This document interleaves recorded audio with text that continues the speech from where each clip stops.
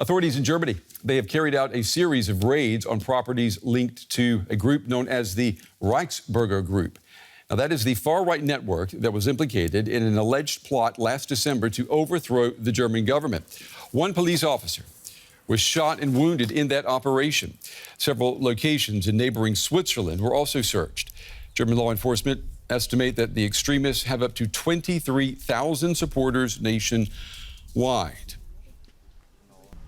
Well, my next guest is Tobias Ginsburg. He is a writer and a journalist whose books are based on extensive undercover investigations. Tobias, it's good to have you with us. I mean, we want to let our viewers know you actually went undercover. You had a false identity. You lived with these people who are known as Reichsbürger. What are they like and how dangerous are they? That's not such an easy question as it might seem, because the Reichsbürger movement is not like one network, one certain type of extremist or something like this. It's more like a conspiracy theory, which is deep-seated in German history, in Nazism, which became extremely widespread. So the problem is not only this manifestation of far-right conspiratorial theorists, but an idea which takes more and more violent forms in today's society. And when you were undercover with this group, I mean, what was the message? I mean, what kind of world do they want to see be created?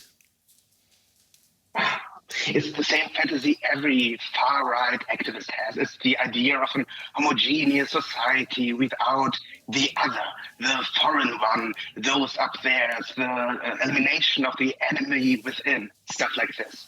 I mean, the idea is that the German Republic, in their worldview, is not a real, not a legitimate state, but just an evil construct, something sinister made by the vengeful Jewry, made by those evil allies after 1945.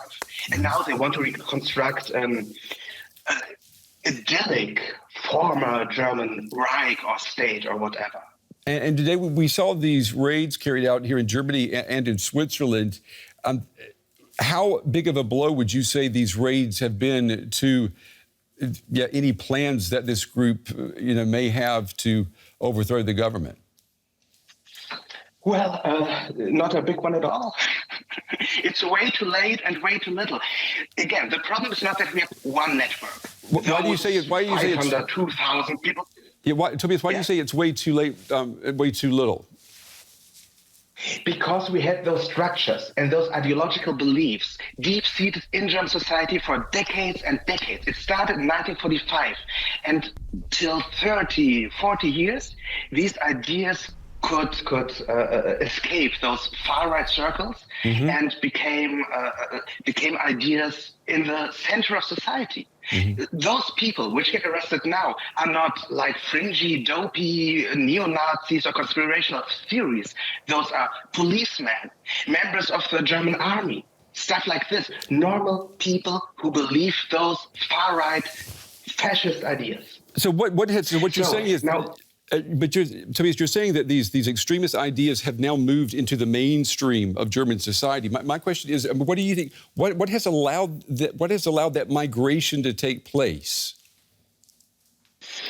Well, in Germany, we are extremely keen on being the good guys, and we love it to be against fascism and against Nazism and so on. But it's easy to say that, and it's extremely tough to talk about the contents of fascist ideology.